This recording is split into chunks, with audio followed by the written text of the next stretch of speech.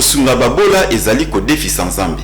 Mama Nathalie Atatama abingisi biso to sangana na ye pona kosunga ba orphelin. Bolanda ye na micro ya Rachel Matvitidi na Francis Matondo. Liesa pesa kabela pese kisa orphelin na kolandisama na makomi ya Nzambe. Kozala mokristo ya malamu esengi kokanisa bayi bazali na pasi. Pona tina na yo ndeko obengami kosangana na likanisi ya kitoko oyo na $1 na yo pe mata. Mokolo ya jeudi 1er décembre ndeko Nathalie Atatama akosekisa bana bitike. Action na biso kozala mokolo ya le 1er décembre oyo 2022 mais ba récolte to pe ba don ya bandeko mosusu tozozwa yango déjà.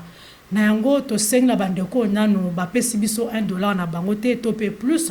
To popesi biso elamba te kaete lipapa te sakite pona orphelin.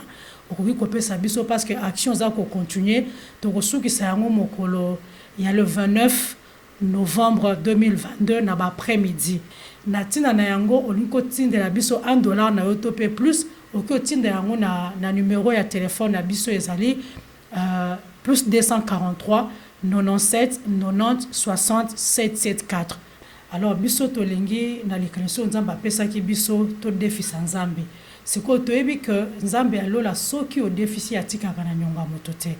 Na yango to lingi te biso moko to suka na likanisi yango. To lingi to kabola yango elongo na bandeko nyonso ya mikili mobimba. Bipa nyonso tozwami. Pesa ekopesa mela yo.